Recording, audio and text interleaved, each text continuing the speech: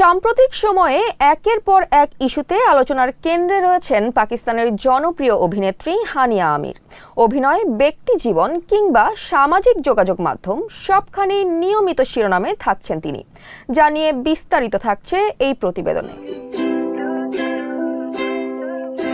সামাজিক যোগাযোগ মাধ্যমে শোনা যাচ্ছে এই বছর নাকি বিয়ের পিঁড়িতে বসতে চলেছেন হানিয়া আমির। বিষয়টি নিয়ে ইতিমধ্যে ভক্তদের মধ্যে বেশ আলোচনা শুরু হয়েছে। বিশেষ করে ইনস্টাগ্রামে অভিনেত্রীর সাম্প্রতিক একটি পোস্টে এই জল্পনাকে আরো উস্কে দিয়েছে। ওই পোস্টে এক অনুরাগী মন্তব্য করেন, তোমার বিয়ের গুঞ্জন শুনছি। জবাবে হানিয়া আমির মজার ছলেই লেখেন, আমিও শুনেছি। তার এই হালকা রসিকতাপূর্ণ মন্তব্যই নতুন করে আলোচনার জন্ম দেয়। অনেকেই মনে করেন এই মন্তব্যের আড়ালে কোনো ইঙ্গিত লুকিয়ে থাকতে পারে।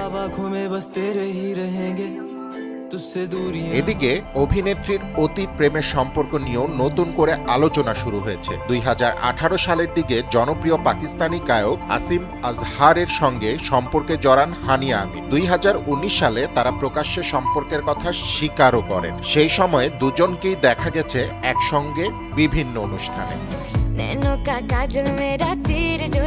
তবে 2020 সালে এই জুটির বিচ্ছেদের খবর আসে। এরপর আলাদা পথে হাঁটেন তারা। যদিও সাম্প্রতিক সময়ে সামাজিক যোগাযোগ মাধ্যমে দুজনেরই কিছু ইঙ্গিতপূর্ণ উপস্থিতি আবার নতুন প্রশ্ন তুলেছে। অনেক ভক্তের ধারণা, পুরনো প্রেম হয়তো নতুন করে জোড়া লাগছে।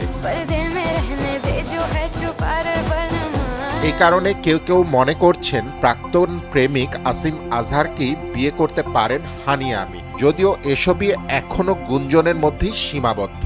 এ বিষয়ে এখন পর্যন্ত হানিয়া আমির কিংবা আসিম আজহার কেউই আনুষ্ঠানিকভাবে কোনো মন্তব্য করেননি।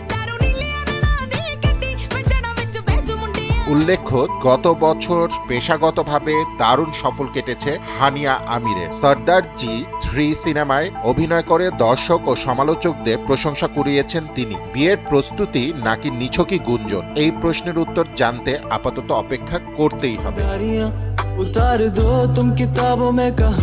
ফুয়াদ রুহানি খান, NBB।